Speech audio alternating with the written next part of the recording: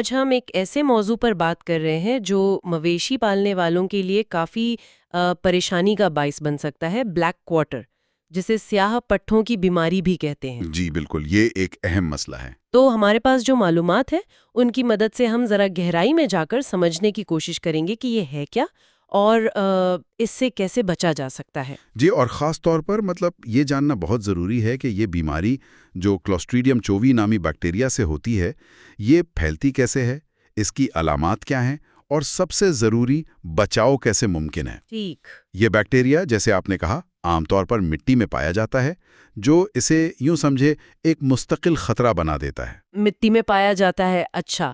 تو یہ جانور تک پہنچتا کیسے ہے پھر، اور بیماری شروع کیسے ہوتی ہے؟ کیا یہ فوراً حملہ کر دیتا ہے؟ نہیں، فوراً نہیں۔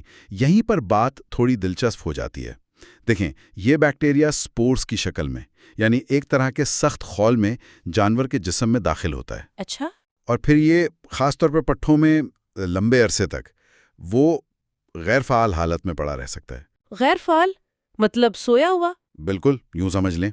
یہ تب تک کوئی مسئلہ نہیں کرتا جب تک پٹھوں کو کوئی چوٹ نہ لگے، جیسے جانور گر جائے یا آپس میں لڑ پڑیں، یا پھر جانور بہت زیادہ مشقت کر لے۔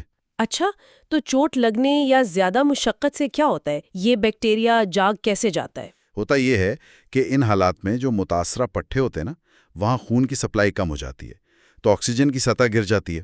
ٹھیک ہے۔ آکسیجن کی یہ کمی ان سوئے ہوئے سپورز کے لیے ایک سگنل کی طرح کام کرتی ہے، اور وہ فعال ہو جاتے ہیں۔ اوہ! اور فعال ہونے کے بعد تو پھر یہ بیکٹیریا بہت تیزی سے بڑھتے ہیں اور خطرناک قسم کے زہریلے مادے یعنی ٹاکسنز خارج کرنا شروع کر دیتے ہیں۔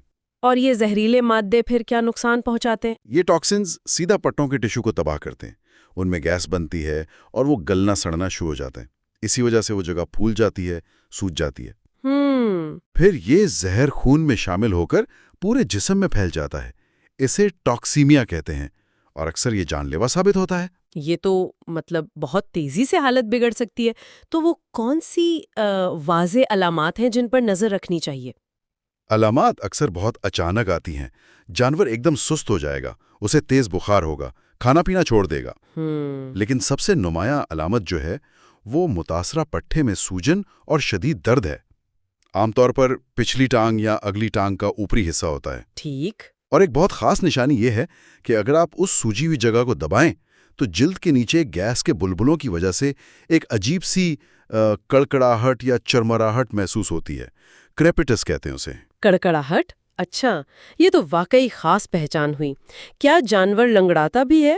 اور یہ نام بلیک کوارٹر کیوں پڑا؟ جی ہاں، لنگڑاہٹ شدید ہوتی ہے، جانور بالکل چل پھر نہیں پاتا، اور نام کی وجہ یہ ہے کہ متاثرہ حصے کی جلد پہلے گرم ہوتی ہے، پھر ٹھنڈی پڑ جاتی ہے، اور آخر میں خون نہ پہنچنے کی وجہ سے کالی ہو کر سوکھ جاتی ہے، سخت ہو جاتی ہے۔ اوہ، اس لیے بلیک کوارٹر۔ جی، اور تشویش کی بات یہ ہے کہ کبھی کبھی خاص طور پر جو جوان بظاہر صحت مند جانور ہوتے ہیں، ان میں کوئی خاص علامت نظر آنے سے پہلے ہی اچانک موت ہو جاتی ہے۔ صحت مند جانوروں کی اچانک موت؟ یہ تو بہت ہی پریشان کن بات ہے۔ اچھا، تو اس کی تشخیص کیسے ہوتی ہے؟ پتہ کیسے چلتا ہے؟ اور کیا کوئی علاج ہے؟